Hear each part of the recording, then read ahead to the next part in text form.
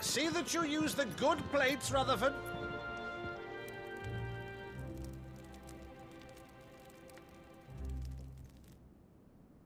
So you arrived late to one of her cullings, did you? Since becoming Vicereine, Annabella has been a constant thorn in Rosaria's side, but these atrocities are a new low. Something has changed. Quite what, I don't know, but the woman we knew is gone, and a monster sits in her place. A monster? For better or worse, I've been charged with governing this town, and thus must maintain the illusion of obedience. That's all I can do to aid Wade and his merry band of revolutionaries. So he's told us. You have risked much for Rosaria. Our nation will be forever in your debt.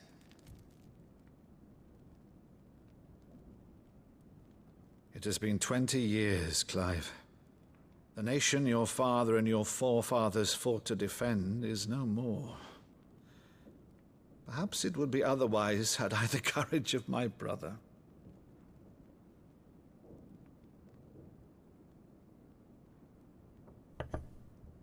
All right, if it's a ship you require, a ship you shall have. I've a galley in port, but recently relieved of her cargo. She can be outfitted for the voyage in a matter of weeks. So you believe us, then? About everything? Believe you? Ha!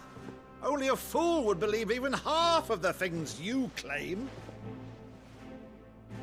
But until tonight, only a fool would have believed my nephew still lived. And besides, I have it on good authority that Clive is telling the truth. Whose authority? On your own, of course. You've always been a terrible liar. Is that true? It's not untrue. Let's say no more about it, eh? It wouldn't do to linger on my nephew's greatest failing.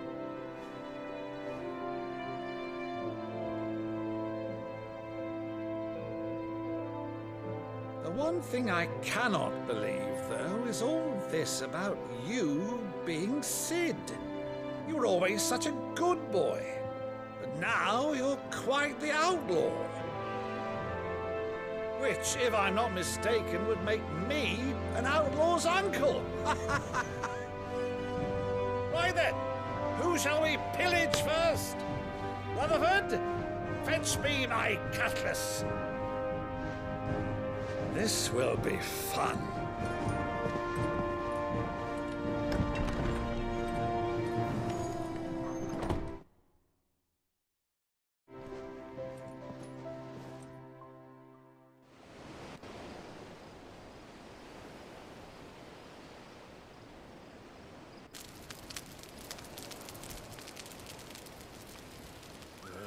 Over there. Go on. She's a fine ship, isn't she? Once outfitted, she'll bear us across the boiling sea to Drustinus in the space of 3 days.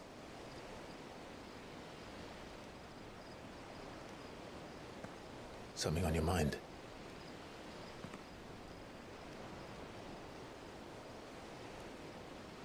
Monsters. When I served the Iron Kingdom, I did so because I saw no other choice. Because once they learned that the lash would not move me, they turned it on those who could.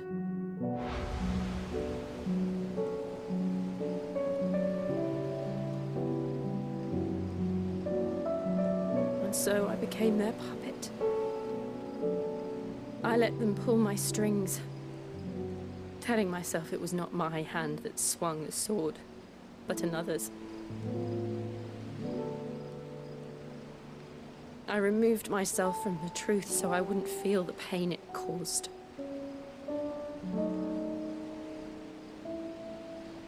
And before I knew it, I no longer felt anything. Anything at all.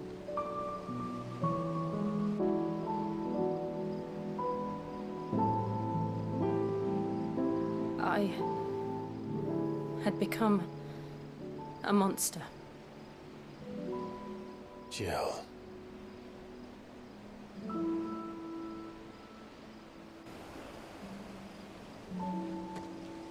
I don't want to be a monster, Clive. Do you understand? I want to choose a different path, a better path. To live on my own terms. But before I can do that, I need to come to terms with my past.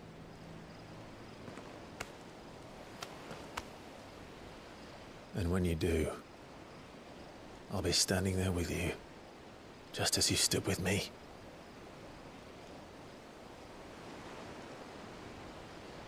Thank you, Clive.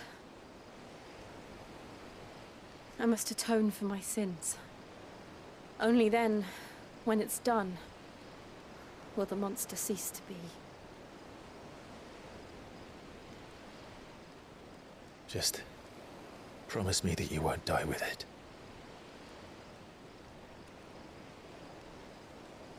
Now, let's get some sleep. The journey back to Benamir is long, and there is much to tell the others.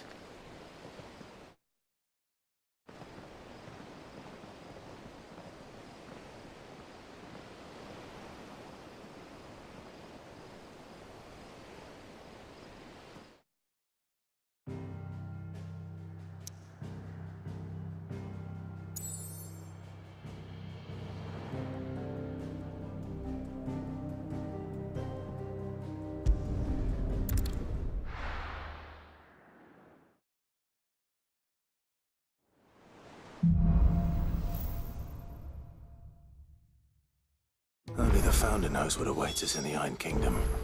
But Vivian could probably make an educated guess.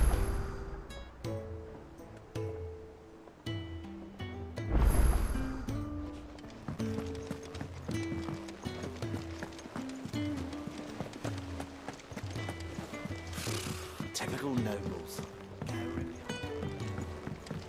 How did we never hear about these Guardians of the Flame? There are new billets being posted every day, but not enough. Clive! Oh, am I glad to see you? Is something wrong? It's Blackthorn. He ain't himself. And if I'm honest, he ain't been for a while. Yet normally it only takes a couple of drinks to perk him back up, but not this time. Something's getting him down. And whatever it is, he ain't telling. It's like he's lost his spark, you know? He's barely got enough fire in his belly to get the ump about stuff. But I'm thinking he might if we both bent his ear, because he respects you, innit? So, what'd you say? Fine. If you think it will help. I knew you'd understand. But if he doesn't want to talk, we let him be. He'll open up when he's ready. All right. Now, he'll only smell a rat if we both turn up at once. So, I'll go first, and you can meet us at the forge. Wait a bit, then head over when you're ready.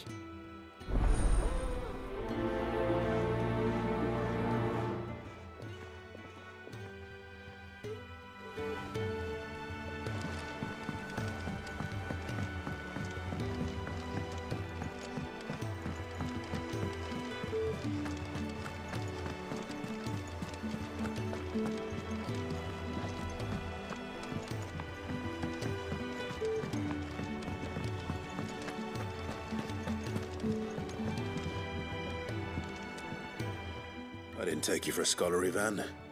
Oh, this? Well, it's Valisthea, a culinary pilgrimage. I borrowed it from old tomes. Seems there's no creature in the realm so foul it can't be cooked up into something delicious. Think I'll stick to the unfoul ones, thanks. Oh, where's your sense of adventure, Sid? Honestly, one glance at these recipes, and even you would trade in your sword for a butcher's cleaver. From spit roasts to sweetmeats, this book has them all. What I wouldn't give to bring these recipes to life. If it's my blessing you're hoping for, then by all means. Well, I'm no hunter, Sid. The first tunnel worm I came across would be the death of me. But you're made of sterner stuff. Would you help me resurrect one of these recipes? Something tells me you won't be taking no for an answer. Fine, I'll help. Fantastic! Thank you. So, dare I ask what's on the menu? Chance's Stew. It was once a favourite among the gourmands of Oriflamme, if the author is to be believed. Though Molly's never heard of it. The only problem is that while the recipe is extremely detailed in most respects, it's infuriatingly cryptic as to the main ingredient. A beast, no doubt. Most likely something that would make easy work of a simple cook with more broth than brawn, but unwanted violets. I've no idea what they might be. Does the book say anything else? Well, only that the sweetest violets sprout atop the bed of roses. Roses. Rosaria, perhaps? One of the butchers in Martha's Rest might know something. I'll ask next time I'm there.